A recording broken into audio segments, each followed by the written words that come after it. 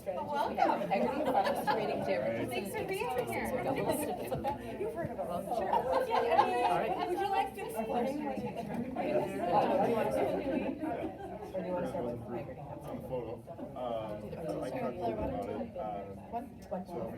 So Haggerty is a phonemic awareness program that is an oral phonological awareness experience. And so Liz came into my classroom a few days ago on Friday, sacrificed her cough because it's spilled. And these are my cutest kids on the planet doing Haggerty.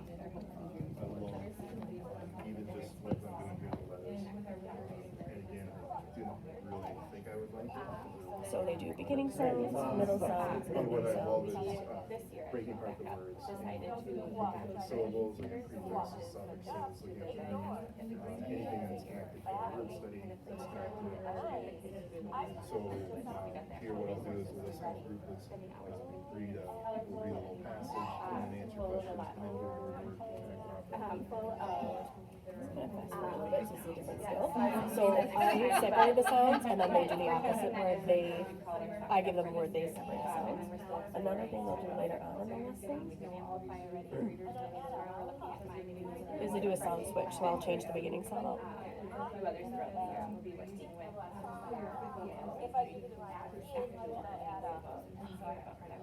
So I give them the rhyming chunk and then they add a beginning sound. And the end of the lesson currently is a nursery rhyme, which has been really interesting to see how many kids don't know the traditional nursery rhymes anymore. And so they learn it over the course of the week. And then by the end of the week, the goal is that they can repeat it. Yeah. And this one, I was shocked how many didn't know it. Which one was that? Hey Diddle Diddle. But they knew a couple that I hadn't heard when I was a kid. So. Exactly, yes. That is again, Haggerty is 4K through 2nd grade. So another strategy would be Jan Richardson.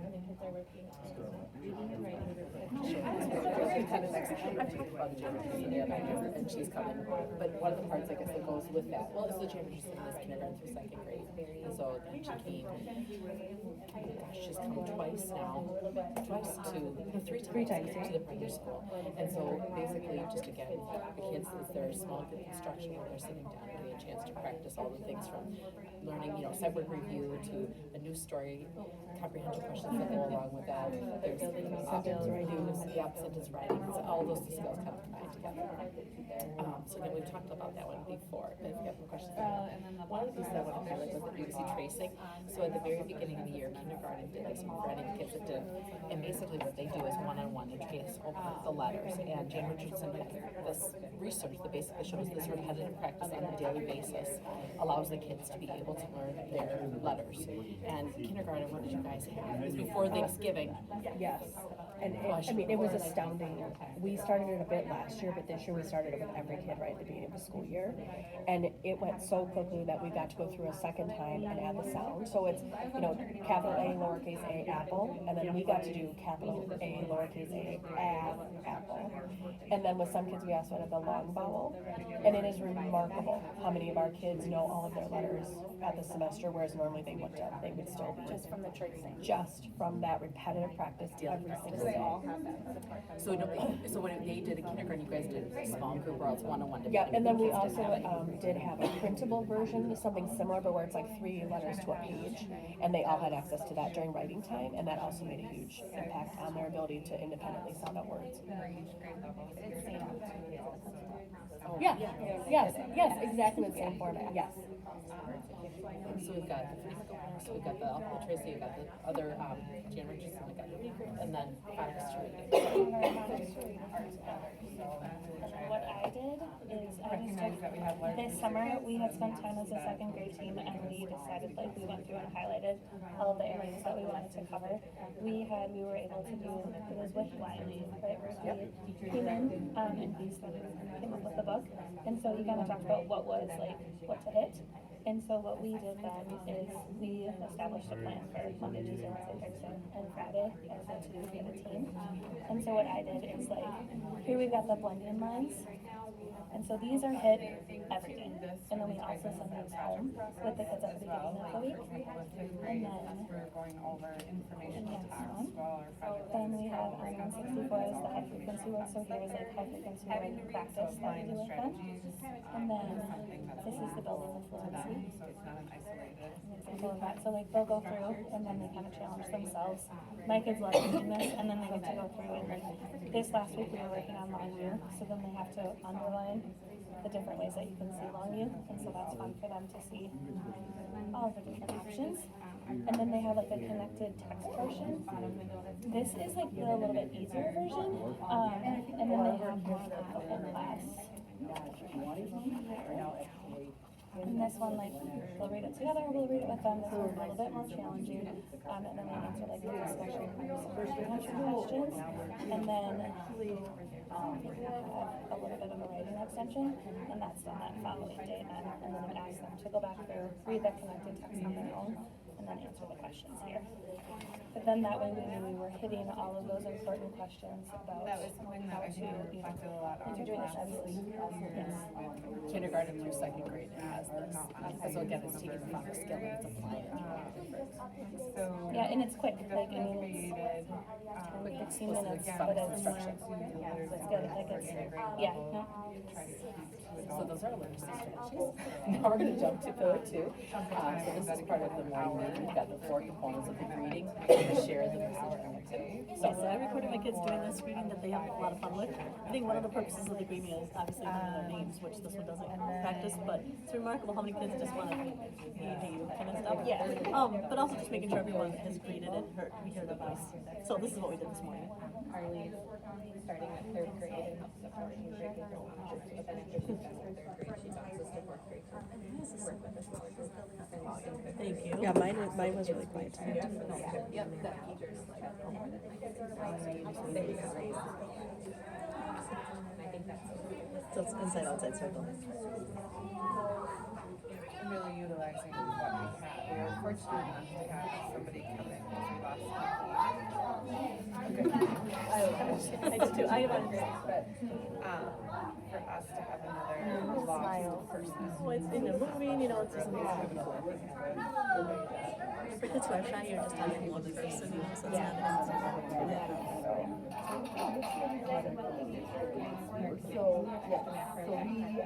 I have the opportunity to. some have some fancy moves. So I only recorded it for a minute because we just went around so that they got 10. Now we're gonna jump to the next. So then the next part is a morning message. So this is just a copy of my message from this morning.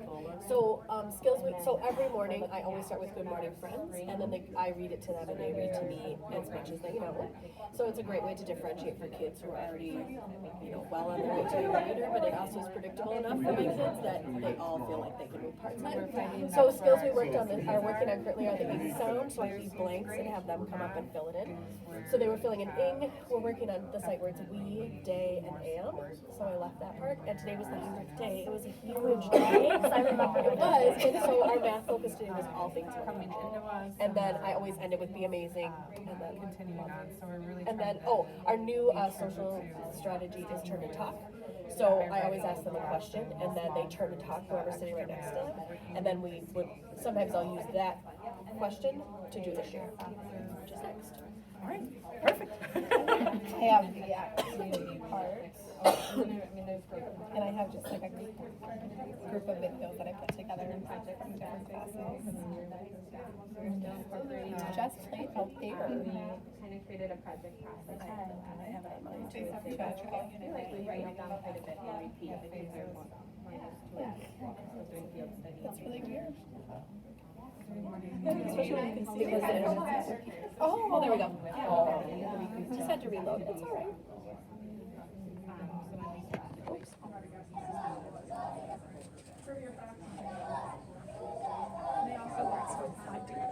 Is this the bug? The bug in the rug. So we have a scientist go to the hall, and then a kid becomes the bug, and you cover them with the rug. For the Veterans Day. And then the scientist comes in and they have to figure out which kid is missing from the circle and is the bug. And we can ask for clues. At the end of this, my group wanted to know if one of the adults could try. She's like, I see your picture. I think you're still figuring that out, she says. I think he probably would notice if we were gone.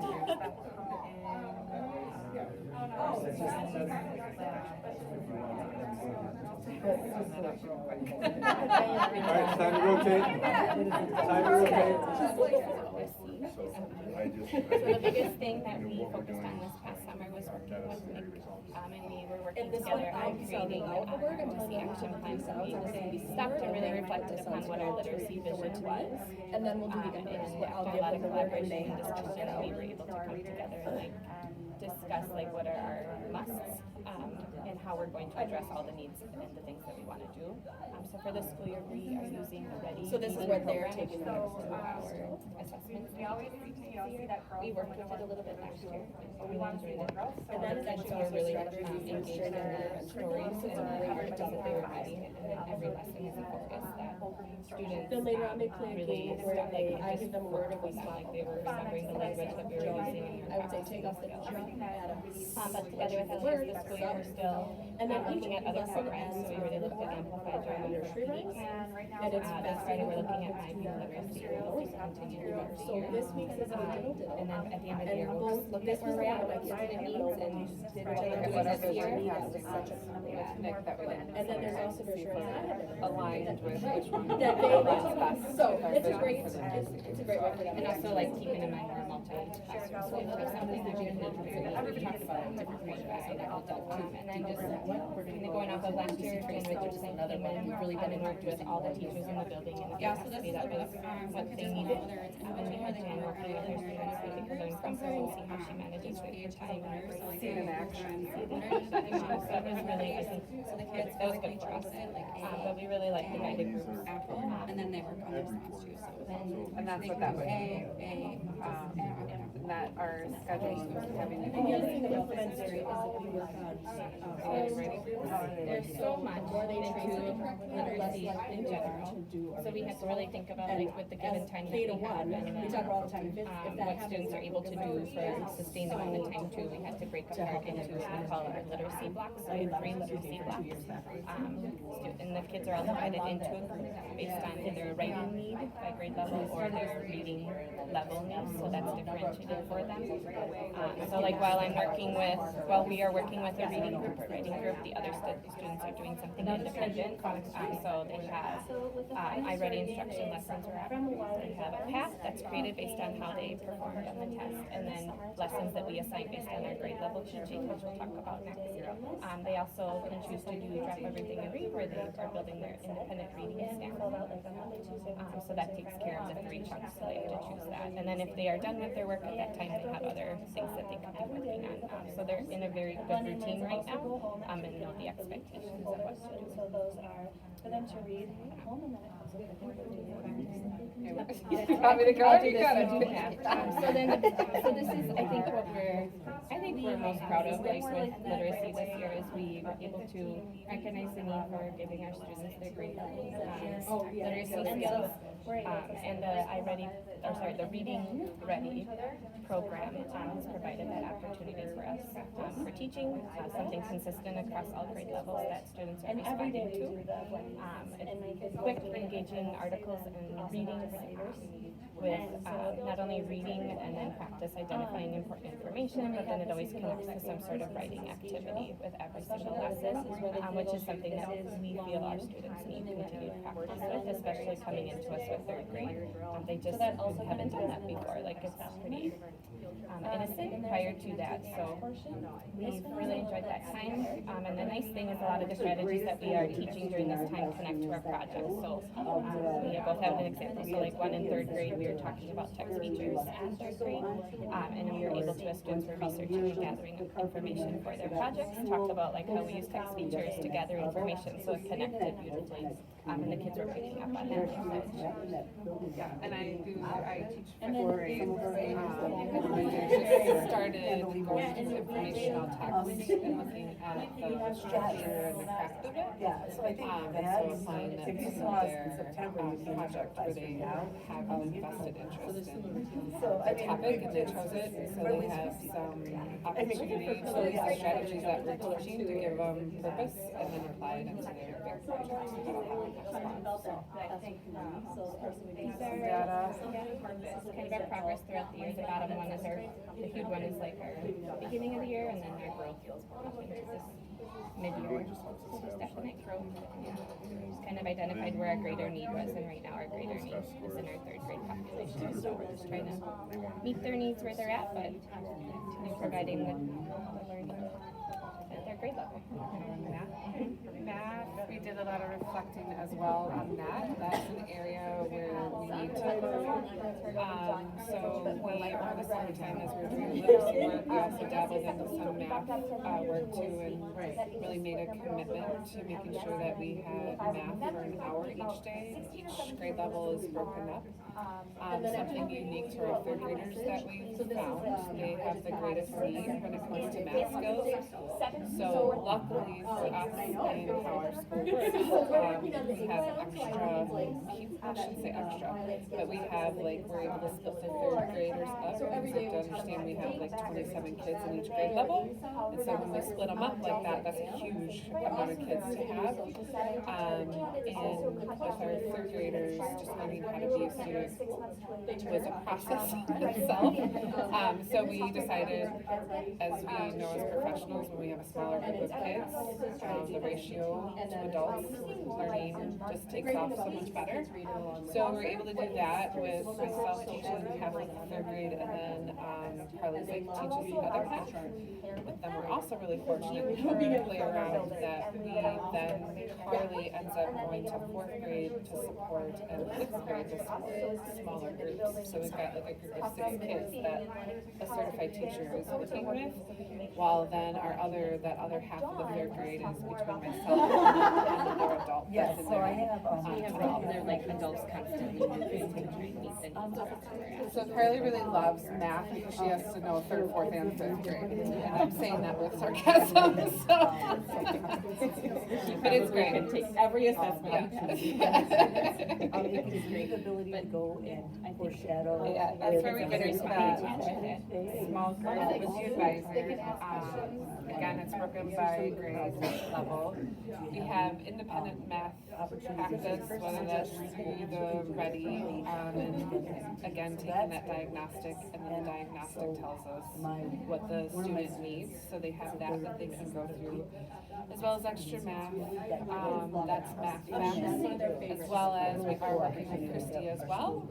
She's coming in, yeah, 15. She's coming in, and we'll be working with our students on math facts. That's an area of need, and growth that we see with kids. And then the iReady lessons, we have math boxes as part of the everyday math program. Some examples. Kids doing their thing. And there's where we see the data change, where we recognize that this is an area that we needed. So that's the beginning of the year, and then the bottom of the beginning. and this is now. Wow, that's great. So did you always split them up into grade level, or did it originate all 3 grades together?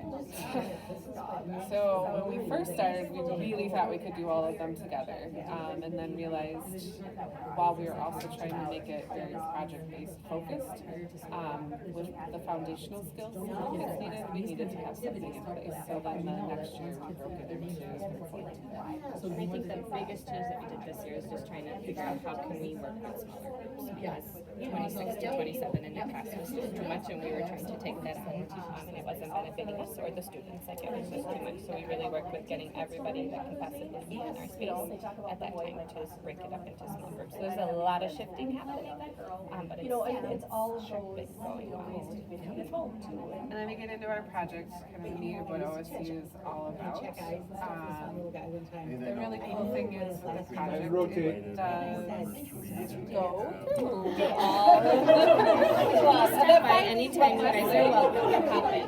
yeah, I know all the same things, and then the other thing that I think just to like bring awareness to is the community connections. We go to yoga studio, we have Occupaz come in here, last year was our community project, so we continue to sustain those. I don't love the pictures, but I love small reading, something like that right there. Basically, we're taking our group of kids, we're breaking into small groups based on where they are with reading, and then we get to work in that small group, really get to know them. Kind of a quick rundown is we have books leveled at their level with comprehension questions and word work, and so we'll go through, do some of that reading, and then at the end we work on word work, and that's what I'm doing right here. Absolutely love it. And as I tell everybody, I wasn't sure on the magnets, like I don't know if that's me, but it is. I love it because we can really physically break down those words into syllables, affixes, prefixes, anything like that. The kids get to manipulate it, and they love it. And I've seen an improvement in just a short amount of time. And all the kids in the school, 3-5, get this every day. Not every kid every day, but the teachers work with kids every day for 15 to 30 minutes, depending on what time they have. And they rotate as many groups as they can in the day, so we have as many kids as possible like that with the guys that are reading at their level. It really helps the teachers get to know the kids at their reading level, their strengths, what they need to work on. So it's like, it's phenomenal what we learn from them in the small reading groups. So. Just a really quick thing, 80 kids, multi-age, And just looking at our 2 windows here, we have recognized a need to make the switch in literacy. All of our teachers 3-5 are doing a great job. They're doing great things in their rooms, but we're seeing a need for more consistency and a scope and sequence that follows them 3-5. So we are looking at a comprehensive literacy program that's going to have everything that we need, and that all teachers are going to be teaching the same things in their classrooms. So right now, our plan, we're in sort of stages, well, all these stages. We have access to all the materials from the 4 different vendors that we're looking from. We've had a presentation from Amplify. We have another one on Friday, and then 2 more after that. And we are having conversations throughout all of this every 2 weeks in our literacy team meetings, but also with our teams during the council meetings about the direction that we're taking with literacy. So all the programs that we're looking at on Ed Reports have meet expectations. They're all research-based. They have results. They're results-based. We're also talking to districts that use these programs and getting feedback from them as well. You're basically getting a book, and you get a strategy and practicing throughout the How did you go about finding these ones? Was it given to you to like select through them, or did you just? Well, we luckily have a curriculum director. So the conversations with staff and with the principal and the literacy committee has helped kind of identify what they view as priorities for their building. Same thing with OSC, because they're going through a similar process, priorities for OSC. And so we wanted to look at things that would fit. There's gonna be no program that's gonna fit all of our wish list, but we want to find things that were most aligned with kind of the wish list, that was highly rated on Ed Reports, was research based, and that we found that other districts were using in our region with some level of success. So an example would be, if you go up at Benchmark Advance right there, that's been implemented for the past 3 years in Wisconsin Heights to great results for their 3-5 specific grade band. So that's been really great to see. Sauk just adopted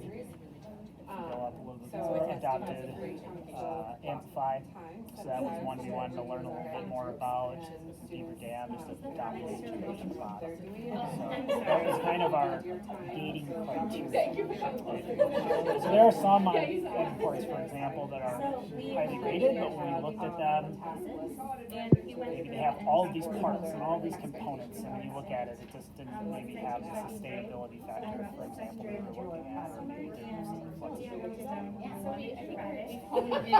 Three, 4, 5 consistency. That's really what we're driving for, and we'll see huge improvements. So going off of what Chris just said, that consistency piece is what we're kind of incorporating with everyday math. So in everyday math, there's really, it's a great curriculum, but we've seen some problems with math fluency. So like math facts with addition, subtraction, multiplication, division. That's something that we've been working on. So through applications like Sparkle Math, Extra Math, and Prodigy, they give students those addition problems, subtraction, multiplication, division, and they help to just reinforce those skills so that when they get to middle school and high school, they're able to understand those facts right away and identify those facts. So it helps them kind of lay the foundation. A great strategy is like reviewing what text features are. So like, And here's where the high school students were working with the 5th graders. let's use the text features to find the information that we're trying to find.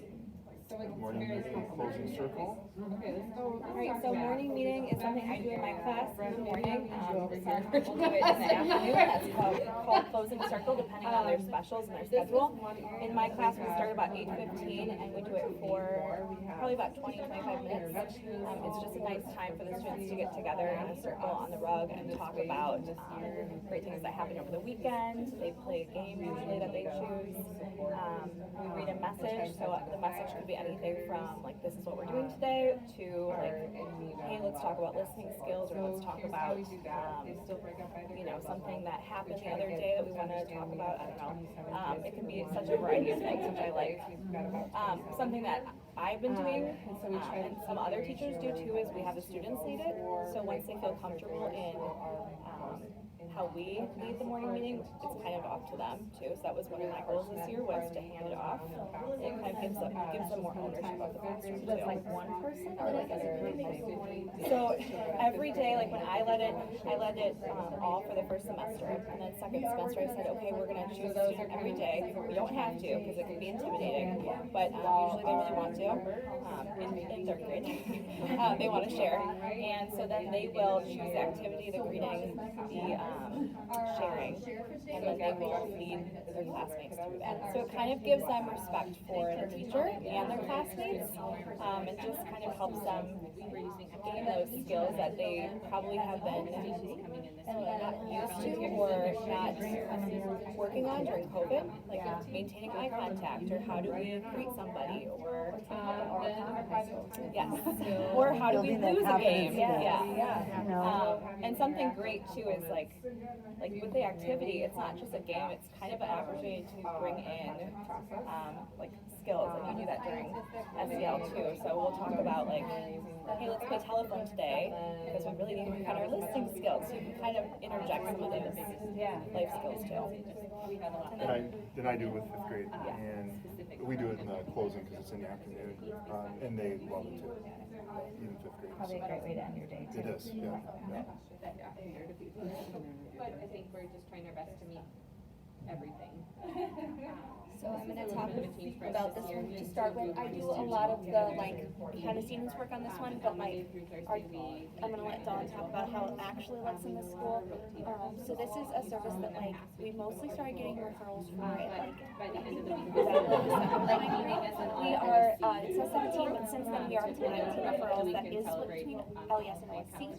It's pretty consistent between grade levels. We have 6 referrals in 3rd and 5th grade and 7 and 4th. So it's being pretty spread out between the grade levels and the ages. It's bringing the wait time down for parents who are for mental health services.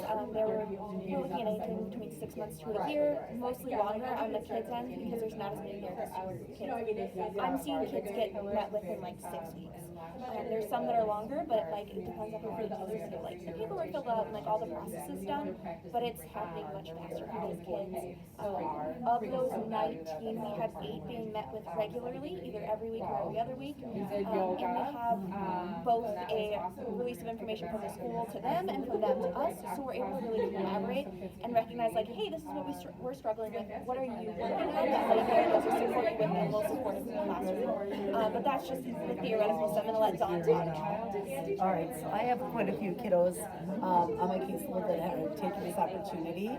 And it's just so great because when we are struggling with behaviors or confidence, it's, you know, what can we do as a team for our students to make them more successful in and out of the classroom.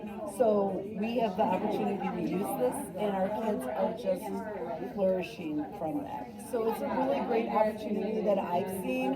It's been a missing link, and it's also a great thing because I can say, okay, this is what I'm doing. Can you give me some advice? So what should I be doing differently? What should, you know, and so that's really working well. So it's a great opportunity for our families, and we're not missing school at the same time. I was gonna say, so they come to the school. Yep. Yep, so there's it's a very, building that they just go to. yep, and you know, kids are moving in and out of the classrooms all day, so it's not like questioning where they're going. Yeah. So yeah, it's a great opportunity and it's a great team sport. Thank you.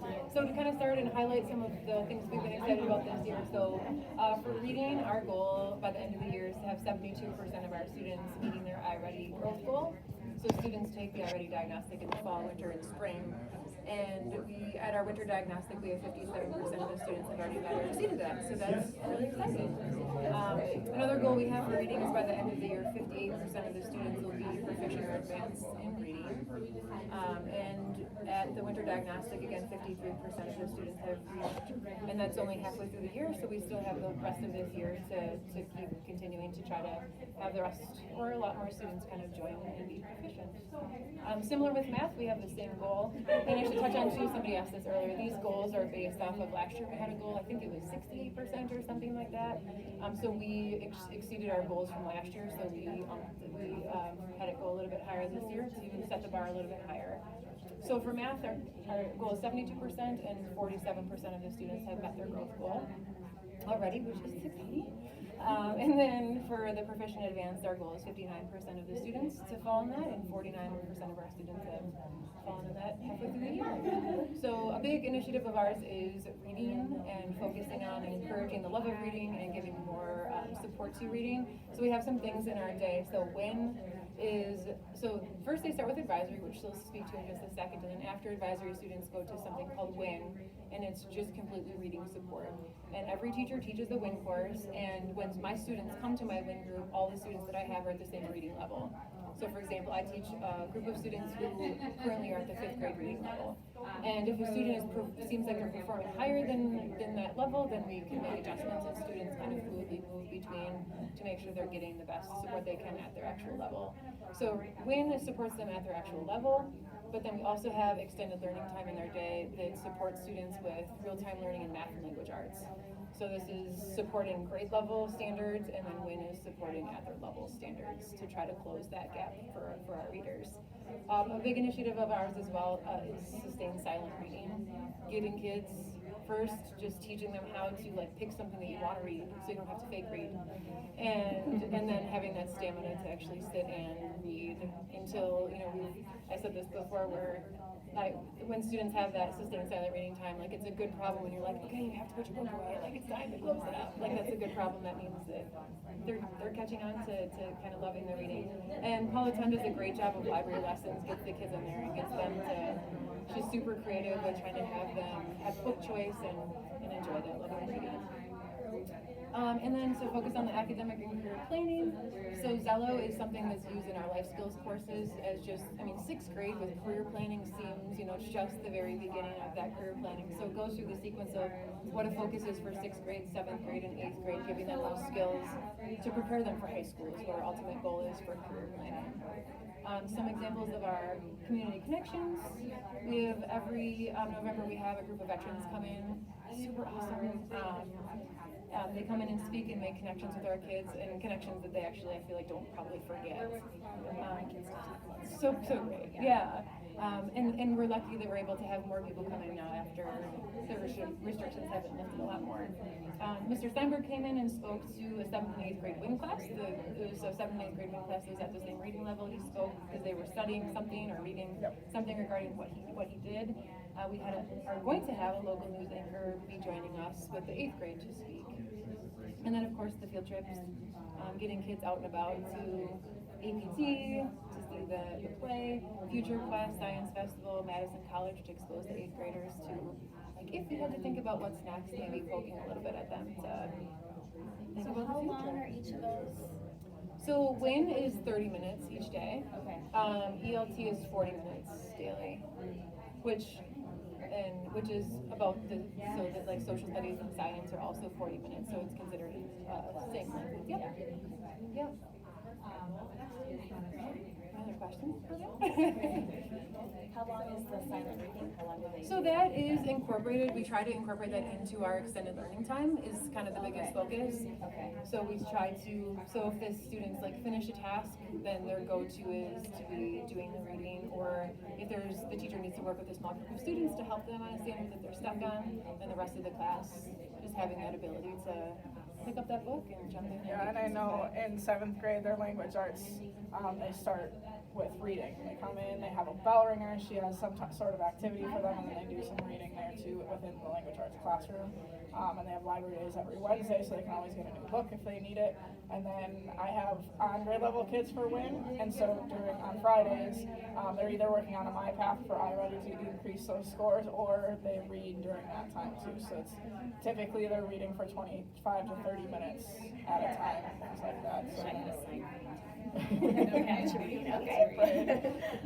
So. Right. So like Emily suggested or talked about here, we do start our day with what we call advisory. So it's like a homeroom is what typically have been called in the past. We changed it to advisory, and so we focus on getting the kids to feel like they belong. So we have our vision statement things. We want them to build that trust between each other and then between staff and student as well, and build that relationship, and then also just work on social skills. So on Mondays and Tuesdays, we focus on circle of power and respect. And they come in, there's a daily news written on the board, they read it, they know what's going to happen in that class that day, and then we do a greeting so everyone gets to hear their name in a positive way, and things like that to start our day. And then we do some sort of share out. A couple weeks ago in 7th grade, we did a what's your favorite number? And a lot of them are like, Miss Meyer, why are we talking about math right now? And I'm like, no, it's great. And we had that, it was to me, I'm like, I love numbers, so it's a great conversation to have, like, well, why do we like these numbers? Or like, why does someone want to make sure that the volume's on an even number instead of a odd number? Or like fives or whatever, like what are those reasons and things like that? And like get those, when else are you gonna have those types of conversations kind of thing? And then there's an activity that we end, or a game that we end our day with that and have. So I know the board did 11 as their game, or it's the seat taken has been a game that a lot of the kids like to play. We play arm hockey too, but then throughout that it's all cooperation. How do we work together to do this? How do we make sure everyone feels welcome and participating and all that kind of stuff? And then they also get to change the rules if they want. They're like, okay, what rules do you want to make in this? And so they get some ownership and that kind of thing within that too. And then Thursdays and Fridays we focus on our social emotional learning. And so we took a screener with the students at the beginning of the year and want to focus on their self-awareness. And we started at 6.8 and we increased it to 7.3 when we took it in the winter, which was a 7.3% increase, which was huge because we want to make sure that in middle school you're aware that your actions do affect others.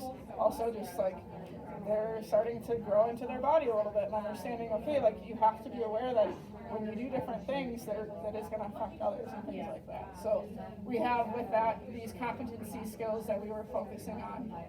And so 7th grade was working on recently some self-confidence stuff, and we were also talking about recognizing strengths and then also respect and what that looks like and things like that. So we still keep the same idea of daily news, greeting, sharing, activity within this, but we do our activity and sharing is a little different than as not working on social skills, but focusing on this type of skill. So like we did with the respect in 7th grade, we did a graphic organizer. What does it look like, feel like, sound like at home? What's it feel like, look like, sound like at school?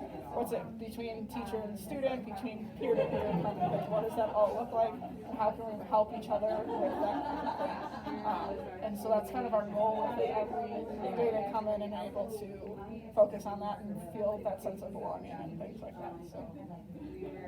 It's awesome. I love how you guys are doing it at every level. It's like the same, like the morning meetings, but you're still doing it, but it's older version, you know, so tweaking it a little bit to make it, so they're When we were kind of speaking before, like when you take a step back, like this isn't anything that we do in our like classes, or I mean we do this in our classes, I don't mean that, but like this is added on to like an added bonus to like my math classes and the elective classes, and like this is outside of that, so students are getting, you know, all of this on top of getting that same support within their regular classes, but just a primary focus of things that are important.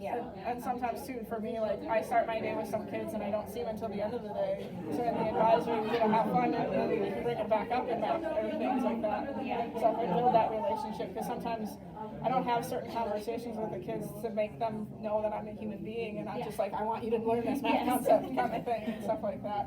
So, and like also for them to interact with people that they don't necessarily always interact with. And it's like, okay, I don't necessarily need to like you, but I need to respect, hey, we're gonna, this is where that line is, and we'll be okay with drawing that line. And I love that.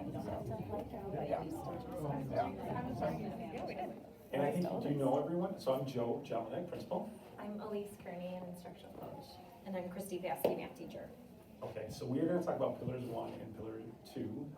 And Christy, actually, Elise is gonna talk about ACT, College and Career Readiness Standards Alignment Review. Christy's going to talk a little bit about Career Fair, which are both Pillar 1, and then I will talk a little bit about advisory and SEL. So we'll let Elise go first. Okay, we're going to tell you a little bit about our PLC schedule, which is essentially the avenue that we've chosen to address ACT, college and career readiness. And PLCs are professional learning communities, so this is just a chance for teachers who have common content or common groups of kids to come together and talk about what we want our students to know and be able to do, and how we assess them, what we do if they already know it, or what we do if they need support.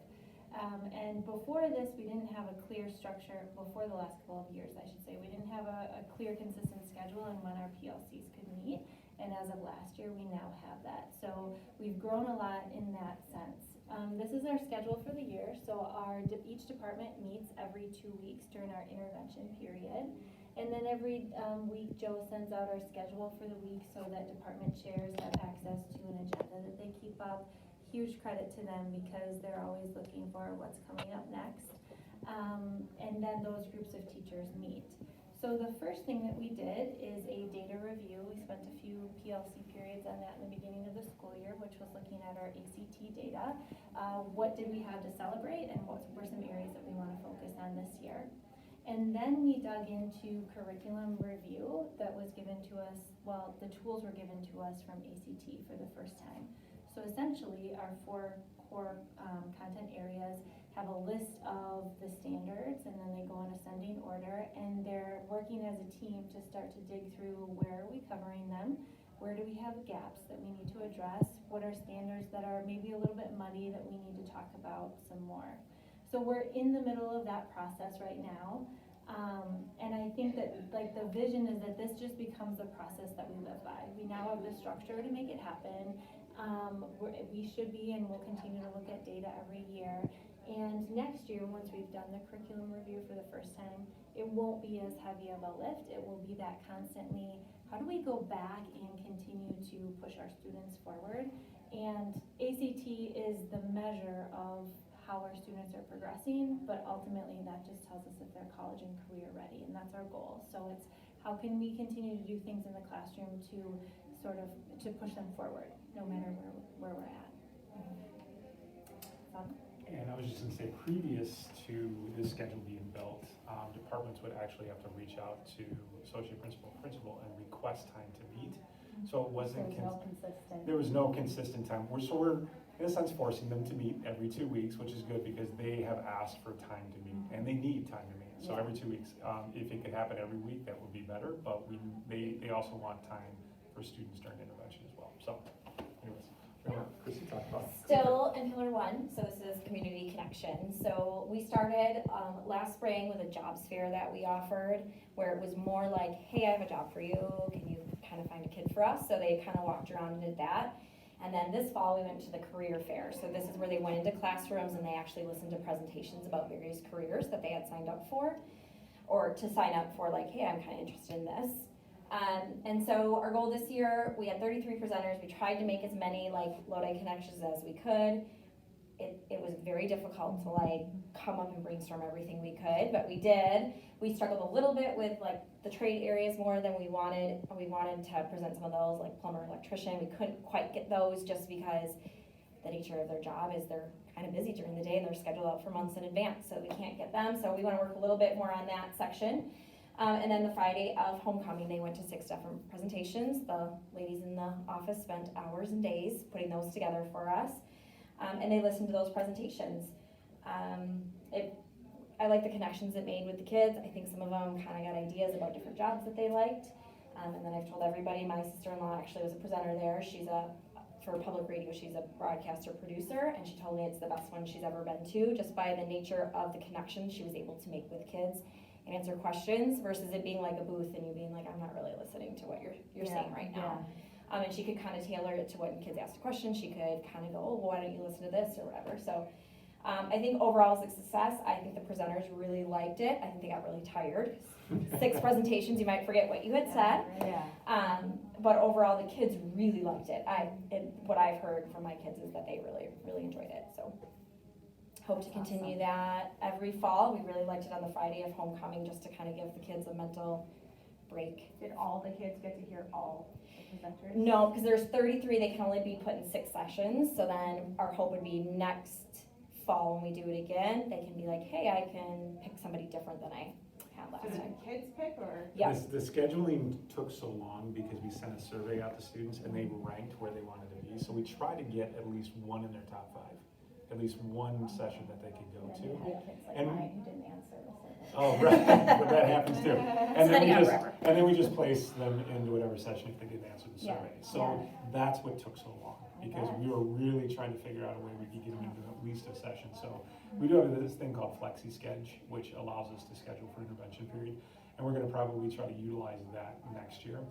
Originally, Career Fair was going to be once every other year, but it was very popular. People liked it. I got a lot of feedback, negative feedback from people that weren't invited, and they were wondered why. And I was like, well, it was just kind of an organic thing, and we brainstormed as fast we as we could. brainstormed, and we knew people. Yeah, it was a good problem, and obviously I put them on for next year, so they will be presenting there, and I think trying to figure out how to make sure people are aware of the jobs and Career Fair. The Chamber of Commerce in their newsletter just shared our jobs fair information, so that was out in their newsletter, and I already got about 2 or 3 emails from people that are interested in the jobs fair. So, and jobs fair was going to be the original, Career Fair was going to be the original idea, and then the Chamber came to us and said there's very much a need for businesses finding employees, so we decided to do the jobs fair as well. Great. So, anyways, any questions about those 2 things? I want to make sure that's it. But even my boys who, don't like high school or school liked this, so thank you. Good. You're welcome. Thank you did for it doing for that. the Barron. Okay. Something, right? Come on, guys. I want to talk a little bit about Pillar 2. So we started something called Advisory, which was homeroom over the past few years has been a Monday thing. So at the end of the day, they go through their 4 blocks and then they go to homeroom to schedule for intervention. So when they schedule for intervention, they get their intervention period for Monday all the way through the rest of the week. Well, obviously some of the talk that has been going on over the nation as far as some of the social emotional needs of our students, kindergarten all the way through senior, because of the pandemic and other things that have been going on in our country, we felt it necessary to create lessons for social emotional learning. We use a program called Satchel Pulse. So the first thing that we did at the beginning of the year is we surveyed our students. And based on those survey results, we realized that this was definitely a need, self-awareness. Josie Kirkpatrick, who is our wonderful school counselor, pushes out a lesson, 2 minutes, pushes out a lesson every single week. And our staff gets this lesson, and then they basically circle up in their advisory. So we changed our schedule around a little bit. So they will go to advisory instead of the end of the day. They'll go after their snack break, which is after first block. They'll meet in their homeroom, they'll do their scheduling, and then they'll work through their lesson. There has been mixed reviews as far as the setup, how we do it, and as far as the lessons. So we have gotten some pushback, especially from seniors, because seniors used to not have to go to homeroom. So I forced them to go to homeroom. And like I said, there's been some mixed reviews. Some of the lessons are a little bit elementary, so there hasn't been as much buy-in for high schoolers. mostly seniors, juniors. Freshmen who went through advisory every single day last year, they're much more used to it. So it's definitely a work in progress. And obviously that'll just probably continue. Well, right? we Because, hope, you know, but even like when we have it during the day, I surveyed my staff and I got 19 replies, and most of them would like to move to the end of the day again. And again, we just have to have discussions on what is gonna work best for high school students. So it's not necessarily what works best for middle school students, and we're kind of figuring that out. I think the staff are doing a great job. I've gone into some advisory lessons, and I've actually run some advisories when we needed a sub. And I ask students about it and what they think about it.